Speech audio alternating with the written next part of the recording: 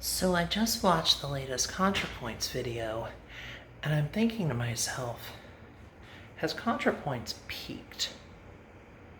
And I know that's a really controversial place to start. So if we look at a timeline of ContraPoints' older stuff, if we take a look at some of her older works, what we find is that she started off kind of cringy and raw with a lot of interesting ideas and kind of started to get into a little bit of a groove. And there's still some rawness here. This is really, she'll tell you not to go back really much further than this when you're watching her older work. She got more on her game here. Her stuff really became on point, and some of her videos like Incels and Are Traps Gay are probably some of her best works. Since then, she has not struck gold as much. And I think one of the things about her recent videos is that, yes, not everybody can pull off a cute and clever jump cut, and she can, but it's like we've gone from a point where her videos had a certain charm to them, and I think that charm has kind of faded. I'm just not sure if it's something I find is relatable now. Because, well, I mean, everybody finds the concept of opulence fascinating. I'm just not sure if I find it maybe as valuable to explore that way. I don't think the gimmick of jumping from one set and costume to another is really worn out. I don't think that's become a problem, but I think that her approach is losing something, because it's like this, right? It's like a band that has their first album, and the first album is it's kind of unlistenable. It's very raw, it's very unusual. It hits good stuff a lot, and then it hits bad stuff just as often. And that's what, her early stuff is like that band's first album. But then you have the second album, the band starts to kind of fill out a little more in where it's going. And it starts to become a thing that's maybe more real, more listenable, but still pretty raw and relatable. And that's something that she had going still in kind of her earlier work. And then the band hits gold. Album number 3 is just fucking fantastic. You just can't wait to listen to it over and over and over again. Oh my god, right? But then here we are, album number 4, and it's kind of lackluster. It's like they have a big contract now, and they are booking A-grade studios. They have people just mastering their albums who have decades of expertise, but they're trying to recreate their original sound or original feel or something, and it's just not translating to anything. And you don't know if they're trying to recapture the rawness or if they're trying to just produce another great record, but instead of stumbling upon genius, they're trying to force it.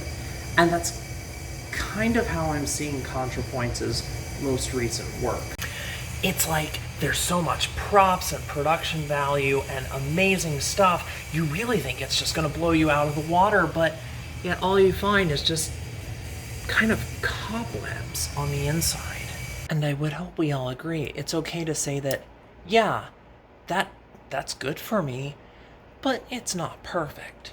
And maybe I do need to be a little bit unafraid here to speak boldly and not just think that, well, I don't want to hurt this poor woman's feelings, which I absolutely don't.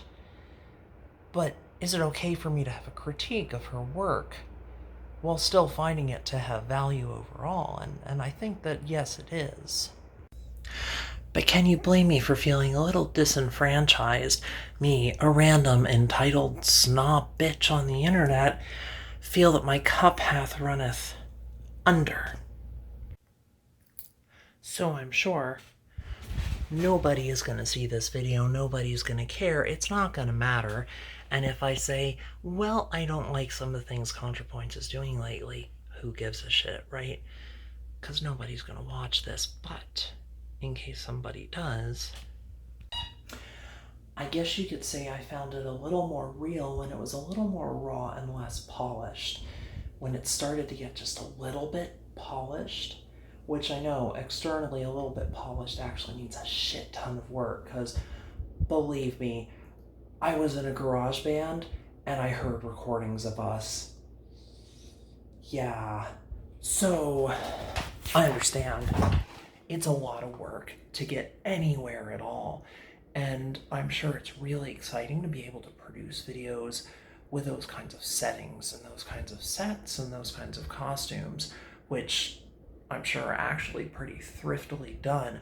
But still, is it wrong of me to just want it to be a little bit different? Is it wrong of me to think that I just wanted to feel a little bit more? I mean, maybe it is. After all, I am a random entitled person on the internet. I am a random woman who has benefited from ContraPoints' work, found a lot of enjoyment and solace in some of her videos, and yet here I am critiquing what she's putting out. I mean, is that really fair for me to do? I don't know. That is the question I keep asking myself. And maybe I can relate to a lot of what she says about being transgender and having kind of a risque tramp aesthetic. And maybe that's enough for me to give my thoughts on her work, my uneducated, entitled, and unwarranted interjections of my own random opinion. But a little bell goes off in my head sometimes, and it reminds me, I'm a woman of worth and dignity who had Astroglide in the shot just a minute ago. So there we are with my meandering and meaningless thoughts. But if you don't mind me saying so, sweetheart, I really, really, really love the aesthetic. I just wonder if it's headed in the wrong direction.